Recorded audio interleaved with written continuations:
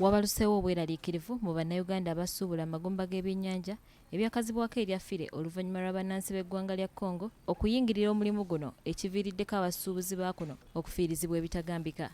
Gye buvuddeko abasuubuzi bafiire mu butale obw'enjawulo baasalawo ne bakangula ku maloboozi nga beemulugunya ku bannansi ba Congo okuyingirira akatale kaabwe. Baatuuka abakongo ne bajja ne bagendera ddala direct paka mu Bayindi. Ebbeeyi abantu baffe gye baali bagulirako naffe eya wansi osobola okutuguza tekikyasoboka.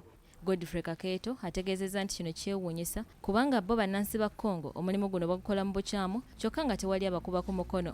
So ensonga eno enyigiriza nnyo abantu baffe n'eyo n'abantu bennyini ababeera mu byalo eyo ekyennyanja oba ekigumba tebakyakikwatako. Tom Mukasa Bukenya nga ye komishona avunaanyizibwa ku mutindo gw'ebyennyanja mu ggwanga ku nsonga z'abantu bano liko byatangaazizza ku kyabannansi ba Congo okuyingirira omulimu guno.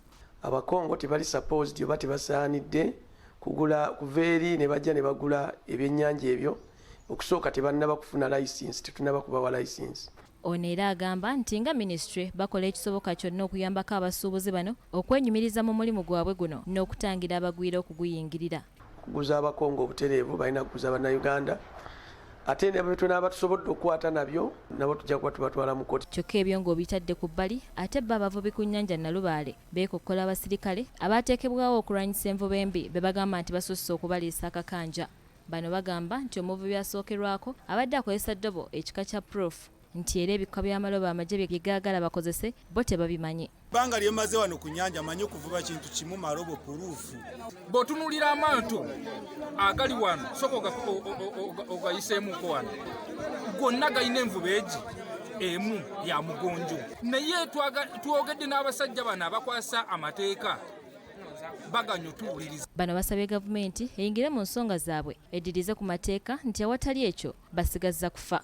Amagye kati ge gasalirawo kiba parliament, amagye gasalirawo parliament ne sirika amagye ne bagateeka mu buli kimu. Ku nsonga eno kyakakasiddwa nti empuuta zibadde zifa kiddo era abavubi bano kati bagala gavumenti eyimbula abavubuka b'oku mwalo gw'Endese ne Kigungu abaakwatibwa gye buvuddeko olw'okulonda empuuta ezifudde ng'amagye gaali galowooza nti be bavuba empuuta enfu.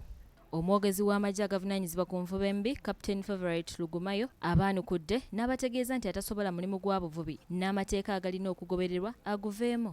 Amalobo ago agali mu mateeka kuva ku namba emu paka ku namba 9. Kuva ku namba 9 okudda wakukirizibwa.